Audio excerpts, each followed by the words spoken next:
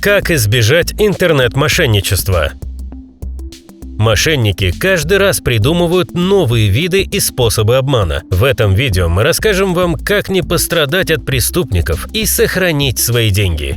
Как избежать фишинга? Схема фишинга проста. Мошенники разрабатывают ложный сайт, очень похожий на официальный сайт банка, после чего отправляют сообщения со ссылкой на ложный сайт через мессенджеры под разными предлогами, под видом вывода средств, выигрышей и денежных бонусов. Пользователя просят ввести номер телефона от мобильного банкинга, свой пароль и код подтверждения из СМС.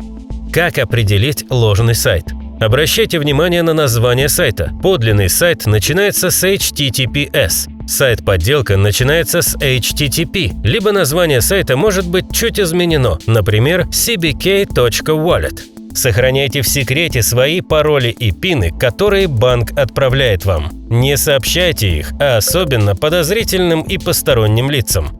Не дайте себя обмануть. Процесс мошенничества в интернет-сети прост. Если вы продаете какой-либо товар на сайте объявлений, преступники выходят на связь в качестве покупателей и проявляют большую заинтересованность. После вас попросят отправить банковские реквизиты, данные карты либо данные от вашего мобильного банкинга, чтобы отправить деньги за товар. Жертвой мошенников также может стать и покупатель. Для того, чтобы это выглядело менее подозрительно, они отправляют ссылку. После клика вы попадаете на ложный сайт, в котором попросят ввести логин, номер телефона и пин от приложения. Далее вас также попросят ввести код подтверждения из СМС.